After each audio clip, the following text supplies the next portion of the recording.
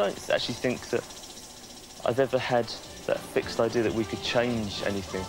Well, I suppose the longer we've gone on, the more I've been aware that we are actually able to change things.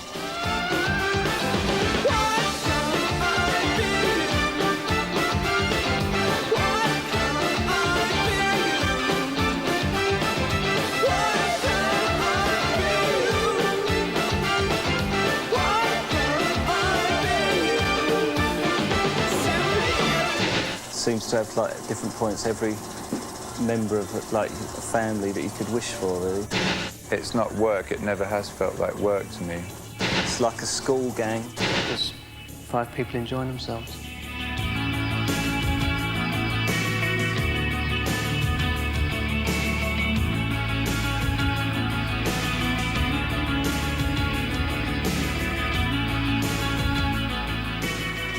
I just sort of fell into it. Very early on, when I was about 13 or 14, it was a good excuse. We used to be able to get out of certain lessons by going to the music room and pretending that we were in a group, and there's about sort of 7 or 8 of us. And out of that, there was about 4 of us carried on through until when we got to about 15, we decided that we'd try and arrange a couple of concerts. And that was Michael and Lowell and a kid called Mark.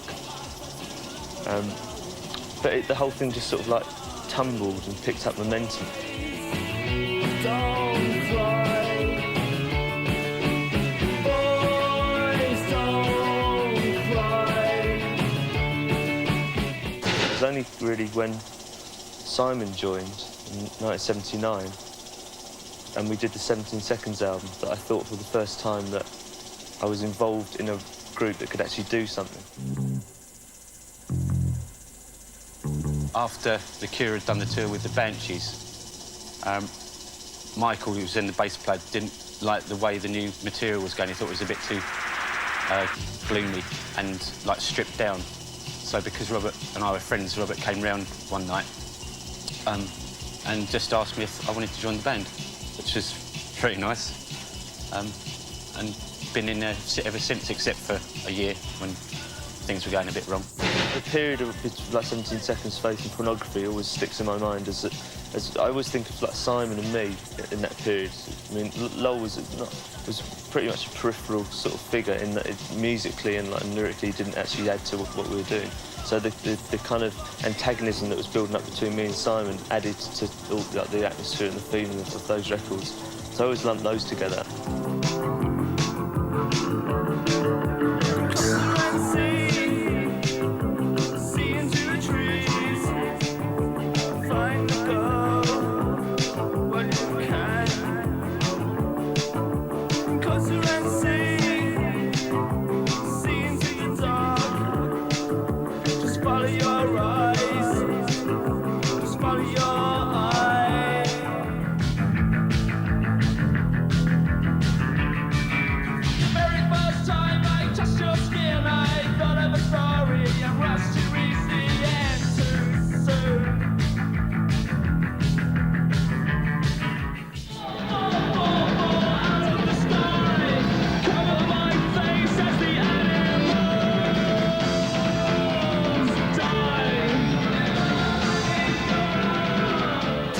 The stuff, the Let's Go to Bed and the Walk and the Love Cats, and that was all I'd lumped together.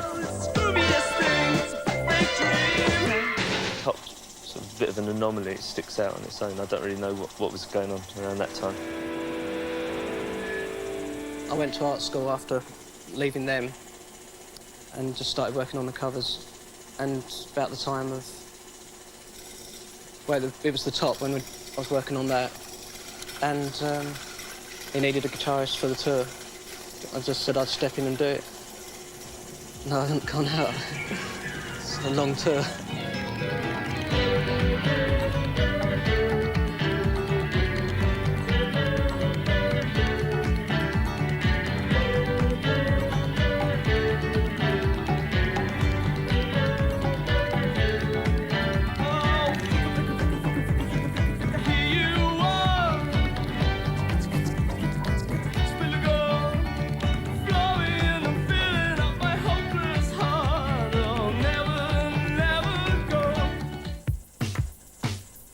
when the Cure came over from Australia and they just lost their drummer, I think they'd sort of had various problems, had to be sent back to England. And I knew Phil Thornley was playing bass with the Cure then, and because he was engineering Thompson Twins stuff. So he suggested I did it. So I'd sort of joined them halfway through the American tour. Yesterday I got so old, I felt like I could die. Yesterday I got so old, it made me want to cry. Go on, just walk away. Go on, your choice is made. Go on, and disappear. Go on, away from here. And I know I was wrong when I said it was true, that it couldn't be me and me her in between without you.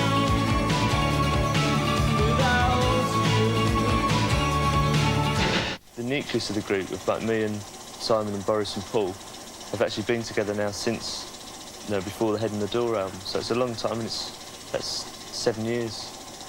It's actually longer than most groups exist anyway. So it makes me laugh when people say, oh, the Cure is quite an unstable lineup. And even like answering these questions about the people that have been in and out of the Cure, it's over like a 15-year period. So it isn't really that many, because I mean Simon and Porl left, but they came back. So there's still only been 6 people that have been in the Cure and are no longer in the Cure. So it's not too bad a turnover rate.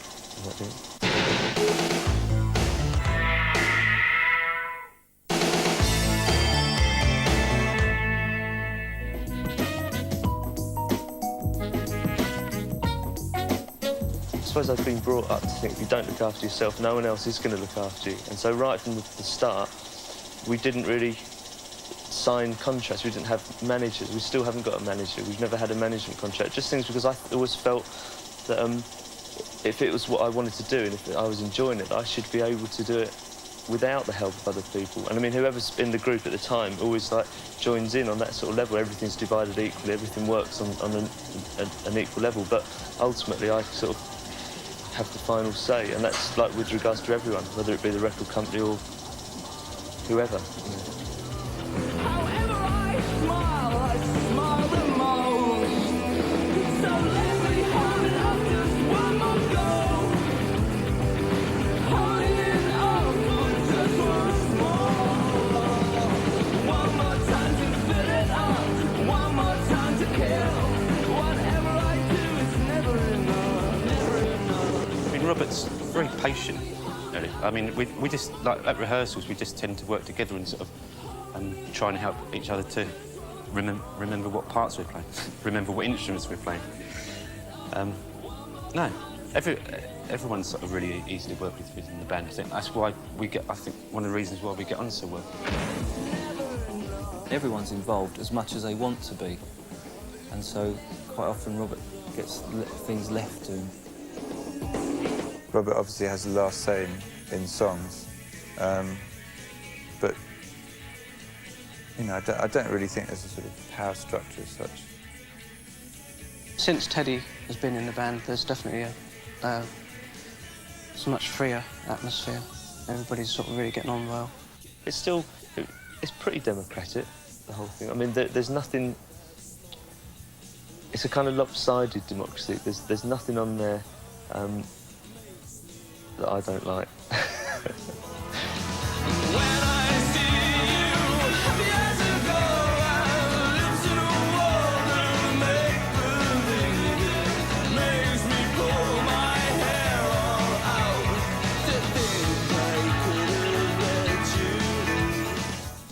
With Wish, we all wrote stuff at home on Porter Studios, and then got together a couple of times and listened to each other's tapes. And we just get drunk and sort of vote on each other's songs until we get, like, we had about 30 that we liked, then we started to demo them and cut it down to about 25 songs. Also, the songs changed along the way as we demoed them. Everyone put in different ideas, and a few songs actually got written in the studio. It sort of came out a lot out of us playing together. This is where I tell a completely different story from everyone else. If I was being really horrible, I would, but I won't. It's been the same since the Kiss Me album. In fact, the idea of, like, I mean, everyone just records at home anyway. I think they would whether or not they're in the group. I know that I would. And I suppose if you've hit on something that you think's suitable, you take it along to one of our listening nights. And the next day, I sort of come to and I've got these sheets of paper with meaningless marks and scores in them and titles that I don't understand, and I try and make sense of it all. Sometimes we would spend the night just rolling about on the floor. And I remember even though it felt soft at the time, I always used to wake up sore. I have a feeling, just an instinct as to what I want the group to do. And sometimes it's really strong, and it becomes very concrete very quickly, and other times it's very vague. Don't put on your head, put on your power, cut the conversation, just open your mouth. As with Disintegration, it was kind of different because I had a very clear idea of what I wanted the group to do, and that kind of limited the type of demos that were accepted. Whatever words I say, I will always love you. I will always love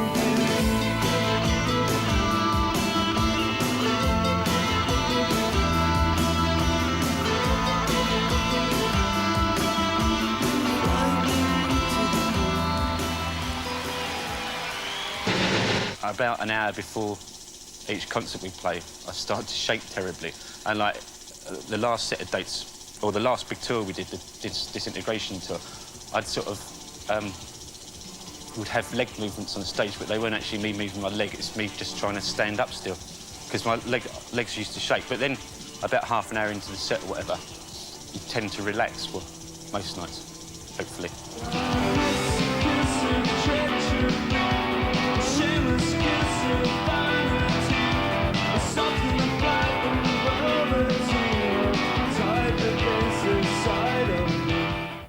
Your adrenaline starts to pump and you just get very excited, and you get out there, and before you know it, it seems like 10 minutes, 3 hours has disappeared, you know.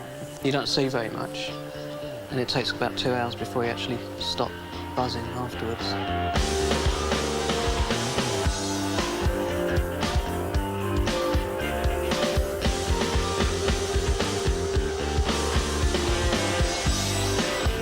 Personally, I think I prefer playing live. It's much more immediate, and recording sort of sometimes can be a bit mechanical.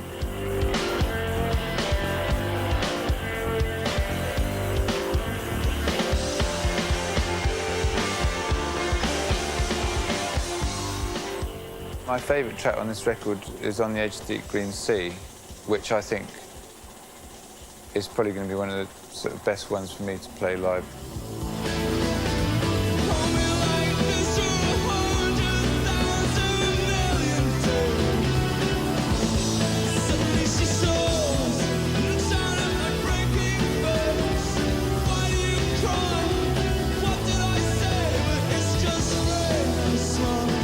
It makes sense of a lot of what we do, the live performance side. I think as long as the group keeps going, we should play concerts, however infrequently, because it just makes it more complete. It's more satisfying. I don't think I'd really enjoy being in a studio band that just did videos and photos and did the occasional PA. I don't think that'd be very satisfying.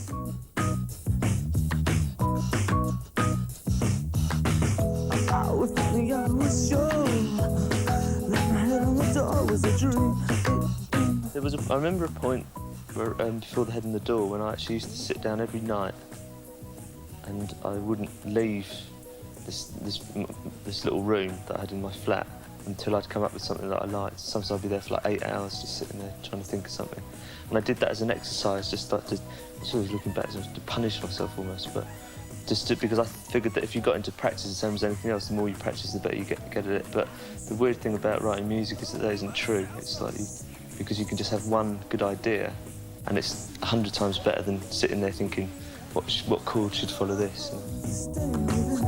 Never thought tonight everything is costing me. I'm not miserable, but you know, it's like it's unfairly weighted against me what I do lyrically, because I only feel moved to write words when I'm unhappy.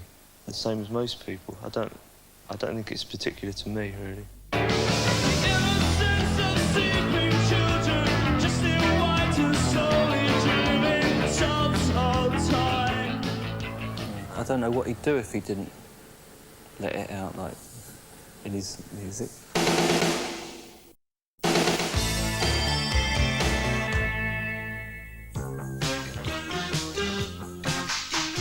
People tend to overlook the pop songs. Whenever we play live, always in the first encore, there's always like a whole spate of all the pop songs. And if you just saw that, if you only watched that half an hour of a pure concert and you'd never seen the band before, you'd have a completely different image of them. Show me how you do that trick. The one that makes me scream, she said. The one that makes me laugh, she said. And threw her arms around my neck. Show me how you do it, and I promise you, I promise that I'll run away with you. I'll run away with you. I didn't really think the band would ever be massive, because I thought it was such a sort of, I don't know, sort of typical cult group in a way, because it didn't seem like it could appeal to a mass audience. So I was really surprised that it picked up the way it did.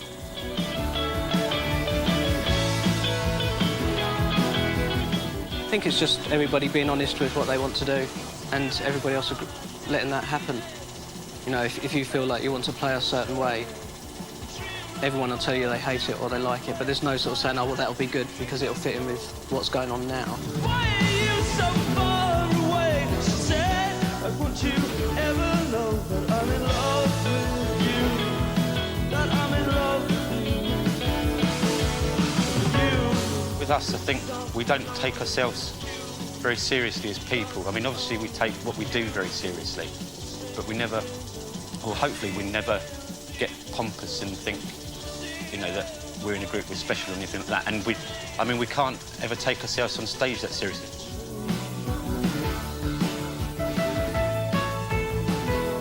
Sort of think, what does it doesn't matter, any of it just doesn't matter to me.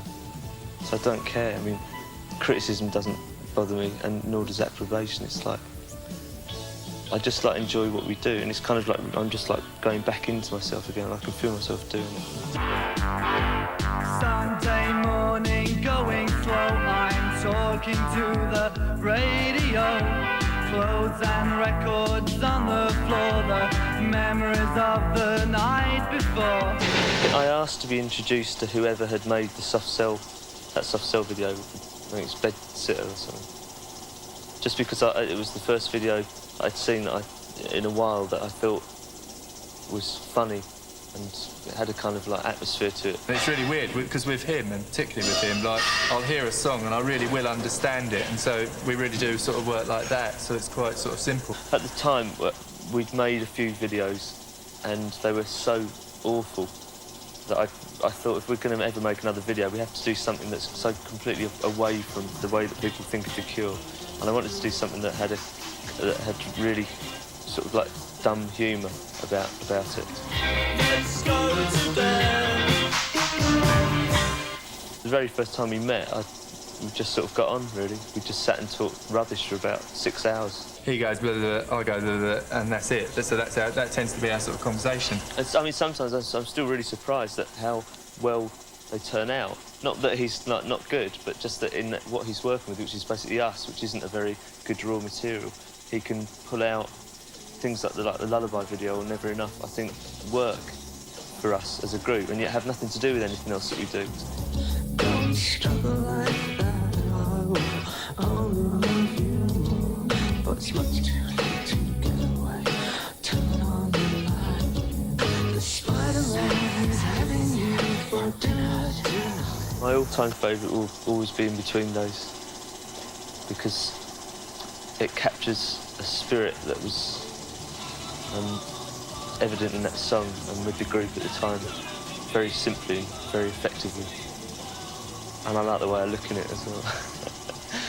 And I like Hot Hot Hot because I think it was a good idea and it worked really well.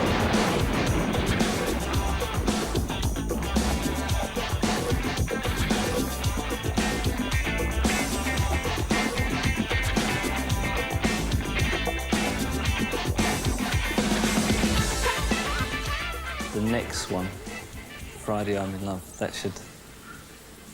that will change the way videos are made. See that one. It's still Tim Pope, but it's very different. It's really good.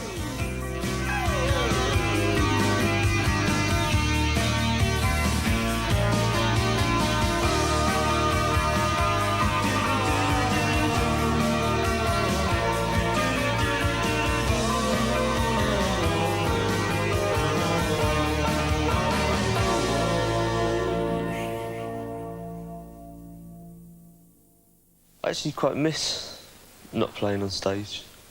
It's a bit worrying, really, because I haven't missed it before. It worries me because I always felt if I didn't miss it, there would never be any problem with me stopping. I wouldn't feel like that kind of draw towards performing, and it seems to have infected me a bit. I don't think it's very healthy, really, because I've never felt comfortable performing, and I don't really think I should start now. Yeah, so I try and lose that kind of comfortable feeling.